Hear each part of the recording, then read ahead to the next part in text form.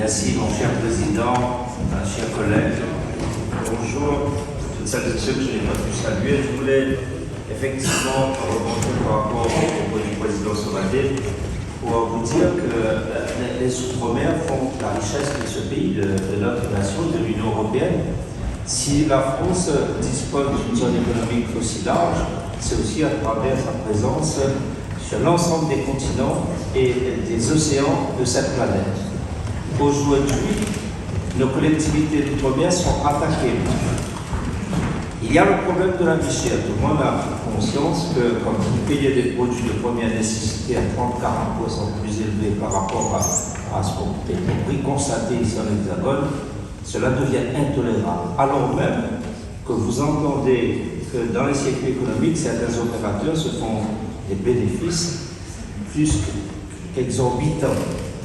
Nos populations réagissent et cette fragilité sociale, elle est exploitée par toutes celles et ceux qui voudraient affaiblir la France à travers sa présence sur tous les océans. Je voudrais qu'à travers ces assises des départements, que vous, présidents, des présidents, que vous ayez conscience de cela.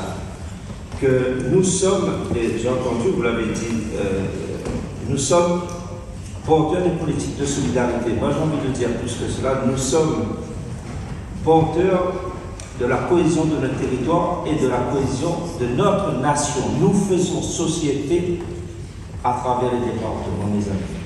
Et si, à un moment donné, eh bien, ce qui a été construit au fil de notre histoire se délite, nous allons vivre des moments difficiles en termes de cohésion nationale.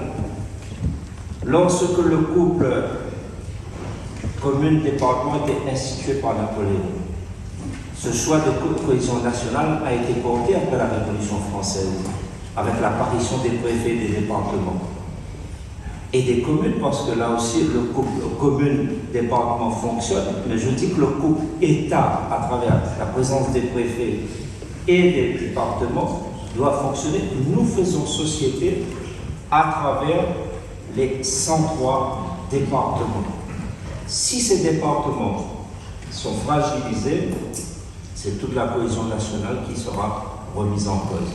Et à travers ces territoires, les Outre-mer présentent une fragilité particulière, c'est ce que je voulais vous dire.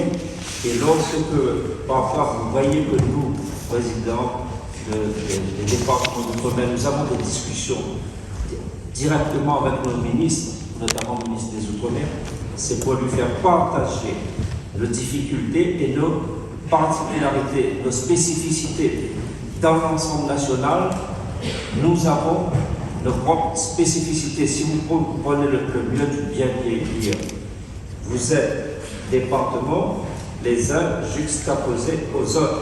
Nous n'avons pas de département juste à côté de nous, nous avons un océan autour de nous. Cela veut dire qu'une personne âgée sur notre territoire doit être prise en considération par ce territoire. Il n'y a pas de solidarité spatiale entre nous. Nous sommes isolés, nous sommes fragiles, mais nous avons quand même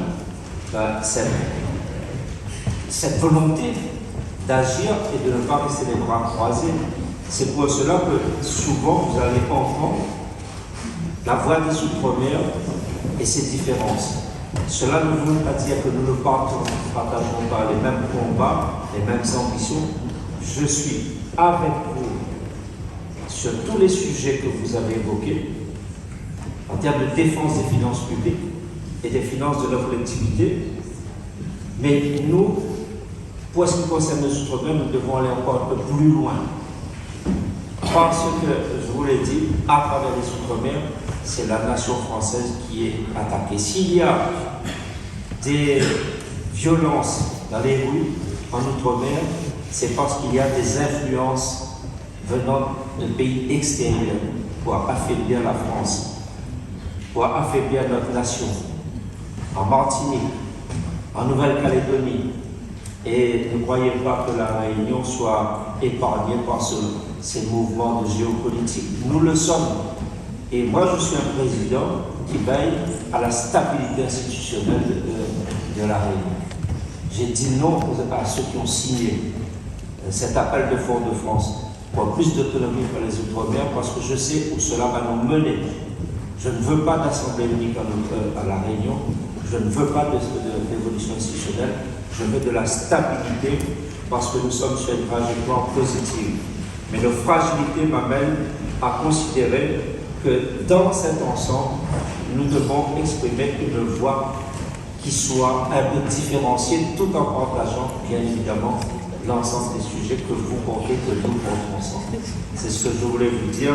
Je vous remercie pour votre écoute et vous vous dire que les Outre-mer, défendons l'ensemble national, y compris les Outre-mer. Merci beaucoup.